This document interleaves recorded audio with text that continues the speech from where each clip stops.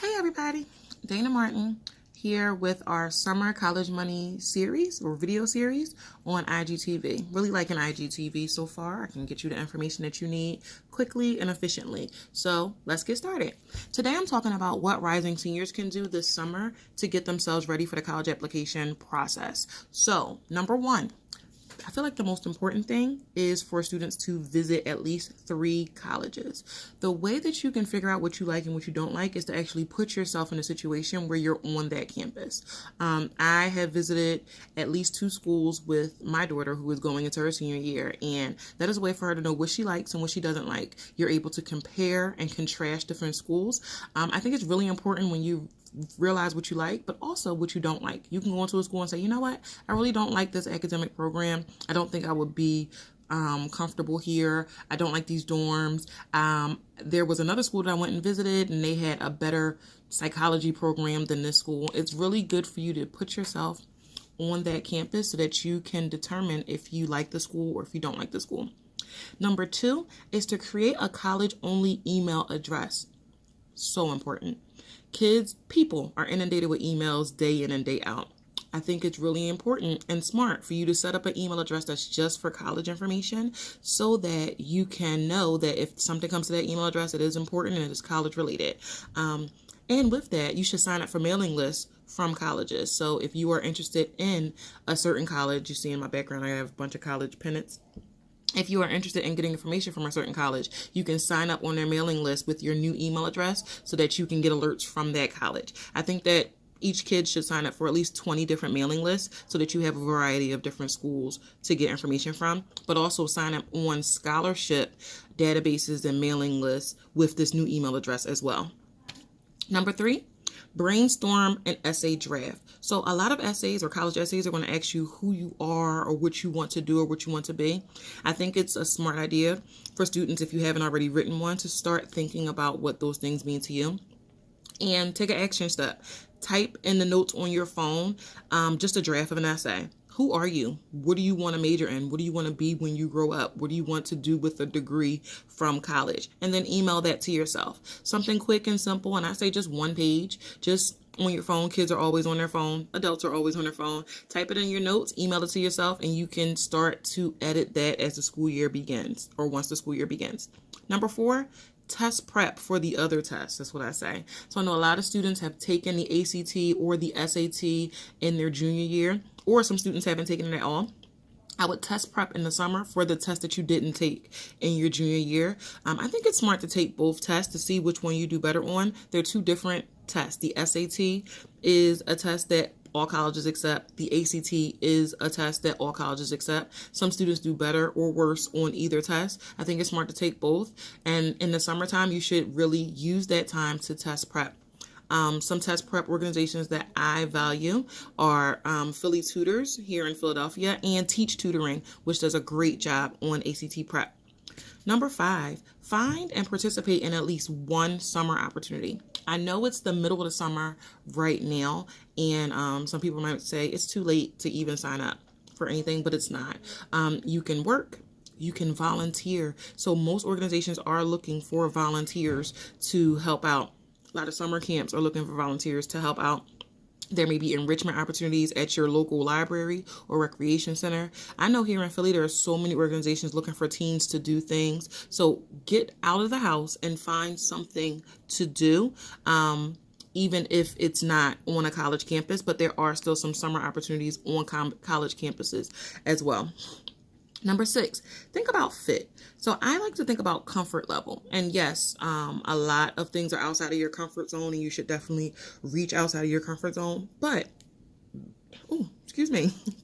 But I think it's really important to think about what it is that a student is comfortable with so that they can be successful.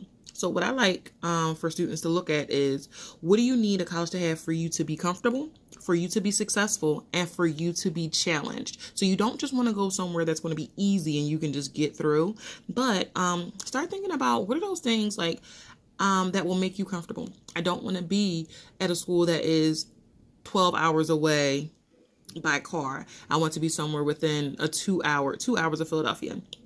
That's something that's reasonable. Or there are students that are like, you know what, I don't care how far away I go. That's not in my comfort level. However, I do need to be at a school that's within a city so I can get to different places easily and not too rural.